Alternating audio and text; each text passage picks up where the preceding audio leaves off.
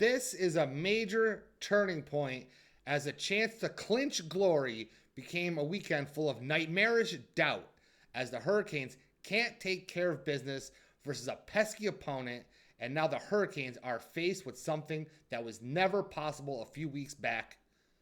This has Hurricanes fans nervous. And this team no longer controls their own destiny. They don't. Welcome to Hurricanes Digest. I'm Jeff Testanero. Smash that subscribe button, Caniacs. Let's get that number up. Up and up and up. Speaking of up, it goes up, and then it comes down. It's up, and down. And unless something gets figured out, it will continue to be up and down, potentially more down. And what worries me about this up and potential fall for the Hurricanes is it always happens versus team they could face in the playoffs. That's exactly what happened Sunday afternoon versus the Montreal Canadiens. Real quick, though, I think it's important to point out that they beat New Jersey, and then they fell apart to Montreal. And since they fell apart to Montreal, there is now a three-way tie on top of the East. A three-way tie between Buffalo, Tampa Bay, and Carolina. The top seat in the East was securely occupied by the Canes for a long time. And now there's a three-way tie. Anyone else notice that Montreal is only 4 points behind the top three teams now? A team that Carolina clearly can't beat? They could, but they're not. And the fact that Montreal is so close and now there's a three-way tie, that's what's scary. They could face Montreal in the playoffs. And a hot team, now they got to fight them off. And a hot team like Buffalo and Tampa Bay's gaining ground. And Carolina just can't figure it out. Can't string it together. So what happened? What happened exactly against the Habs again this past weekend? Carolina ended first, up a goal from Svechnikov. Came out, looked pretty good at the beginning of the second, and then 3 goals showed up. 3 goals in the second. And then Montreal just took control of the scoreboard. You know, the control that matters. And Carolina just couldn't figure it out. They couldn't figure it out all game long. Of course, after the game, everybody asked Coach Brind'Amour, what's going down? And he just said, it's tough. You can't blame them on him. He's talking about the goals on Freddie. But at the end of the day, that's the difference in the game. I mean, clearly. And he's right. At the end of the day, the Hurricanes had more than 30 shots registered on Montreal. Again. More than 30. Again. Controlled the game.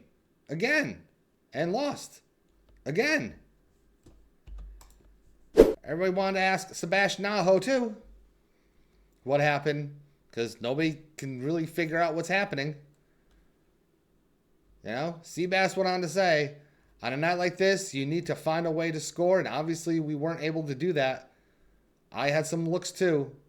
You can't get too frustrated because you have to keep on going and trust that it will come eventually. But tonight it didn't. That's on us. You know, openly admits. Aho openly admits the offense didn't capitalize on their chances.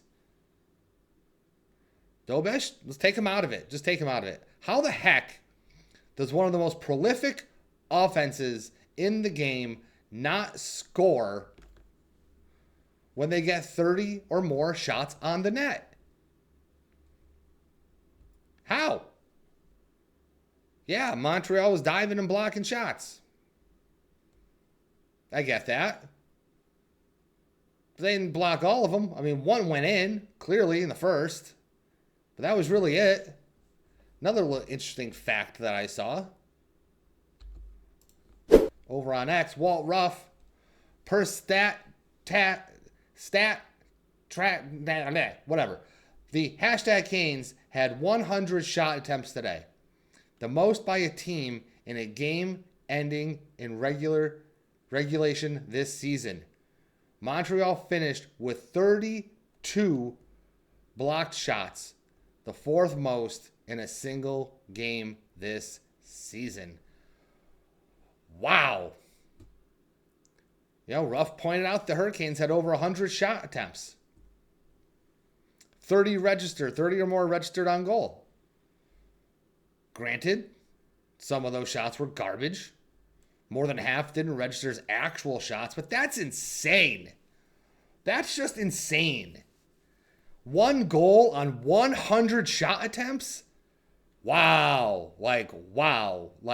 Come on, guys.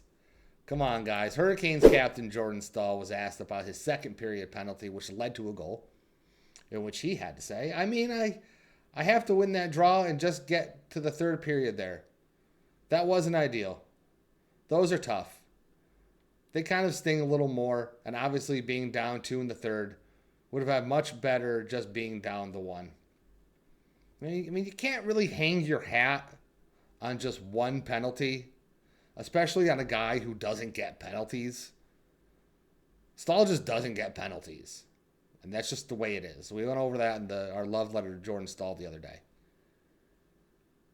It's just not feasible, but it did happen. And it did open up Montreal to an attack. It did open up Montreal to take an advantage that led to a major goal. You know what Montreal does? They capitalize. You know what the Hurricanes need to do? They need to capitalize. They really do. They need to capitalize. And they're not capitalizing. 100 shot attempts. Less than half registered on net, and only 1 went into the back. It was a killer shot by Andrei. I'll give him that. It was a killer shot. But come on, man. You guys couldn't put another one in? The team that controlled the game, the team that controlled play and flow and puck movement, had over 100 shot attempts and didn't win again?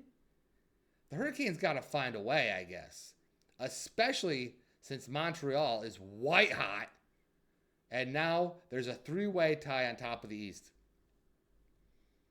The way it's looking, the road to the Stanley Cup in the East looks like it's going through Bell Center. I hate to say it.